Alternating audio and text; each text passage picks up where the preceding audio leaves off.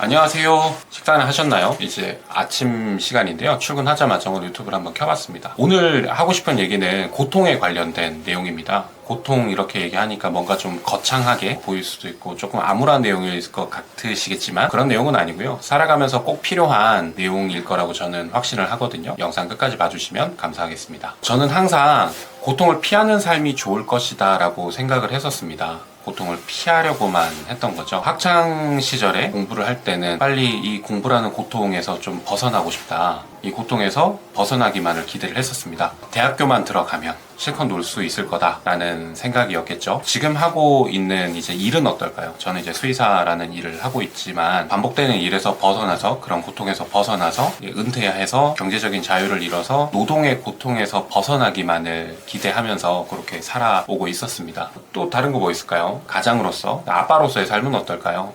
저는 이제 아이가 셋이거든요. 정말 쉽지 않습니다. 많이 힘들거든요.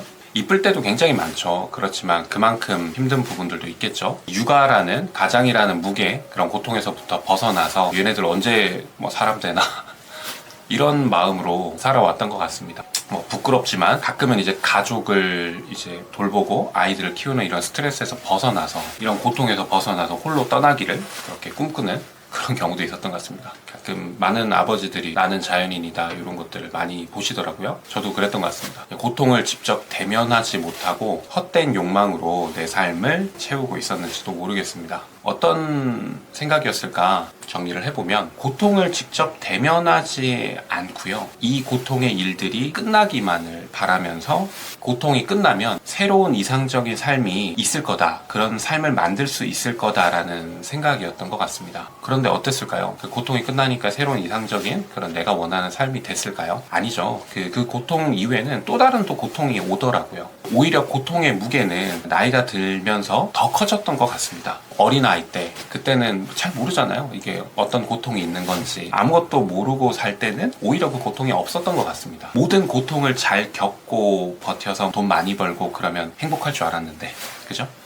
그것 또한 아니었던 것 같습니다. 그것을 이루고 난 이후에 공허함, 허전함, 그걸 또 오히려 이룬 것들을 또 지키려고 하는 불안함, 이것 또한 또 다른 형태의 고통이 되기도 했던 것 같습니다. 삶은 고통의 연속이라고 하잖아요. 쇼펜하우어가 했던 얘기죠. 삶은 고통의 연속이다 라는 말이 이해가 가더라고요. 요즘에 마흔에 읽는 쇼펜하우어 이런 책들 저도 한번 읽어봤는데, 결국에 자살에 관련된 스스로 생을 마감하는 거에 대한 내용들도 많이 언급이 되거든요. 공감을 많이 하면서 읽었던 것 같습니다. 그러면 그 해결책은 무엇인가? 그 책에서도 나오는 내용은, 고통을 끝내는 방법이 삶을 끝낼 수밖에 없잖아요. 삶을 스스로 끝내고 고통이 없는 곳으로 가는 것만이 해결책인가? 정말 내 인생이 앞으로 더 나아질 게 없다, 고통이 끝나고 나면 항상 새로운 유토피아, 이상향이 생길 줄 알았는데 그게 아니다라는 걸 알기 시작하니까 그러면 이렇게 고통을 겪으면서 사는 게 나한테 좋지 않다라는 걸 알게 되니까 뭐하러 이렇게 고통을 느끼면서 살아야 되는가, 이런 생각이 들더라고요. 삶의 의미? 그런 거를 그때부터 생각을 많이 했던 것 같습니다. 평생 고통스럽기만 할 거다라고 생각하니 속은 느낌이라고나 할까요? 고통이 끝나면 항상 새로운 이상적인 내 삶이 있을 줄 알았는데 그렇지 않더라고요. 차라리 죽는 게 더 낫겠다라고 생각할 수도 있겠다. 잘못된 생각이라는 거는 확실하잖아요. 죽지 못해 사는 고통스러운 삶이면 안 되잖아요. 그럼 어떻게 해야 이런 고통스러운 삶에서도 희망을 보고 행복함을 느낄 수 있을까? 이게 제가 근본적으로 했던 질문들이었던 것 같습니다. 그 답은 고통을 인정하는 것에서부터 시작됐던 것 같습니다. 고통을 인정을 하니까 지금 현재 하고 있는 일들, 예를 들어서 아이들을 돌본다라고 했을 때 육아의 과정이 힘들잖아요. 예전에는 아이들이 빨리 크기만을 이렇게 바랬다라고 한다면 요즘에는 같이 더 놀아주고, 조금 그래도 커서 대화가 통하니까 같이 노는 것도 가끔 재밌더라고요. 일하는 건 어떨까요? 이제 더 이상은 은퇴만을 꿈꾸지는 않거든요. 은퇴만은 하면 이상향이 있을 거다라고 생각하지 않고 지금 하고 있는 일을 갖다가 좀 더 인정을 하다 보니까 일이 오히려 더 즐거워지기도 하고요. 경제적 자유를 이뤄서 빨리 파이어해서 이거를 원하는 게 아니라 지금 하고 있는 일에 더 충만해지고 더 재밌게 더 오랫동안 할 수 있겠다라는 생각이 들더라고요. 고통을 피해야 더 자유롭고 행복할 수 있을 거다라고 생각을 했었는데 그게 아니라 오히려 반대더라고요. 고통을 인정하니까 오히려 더 자유로워진 것 같습니다. 그래서 지금은 이 고통을 인정하며 사는 지금이 훨씬 더 행복하거든요.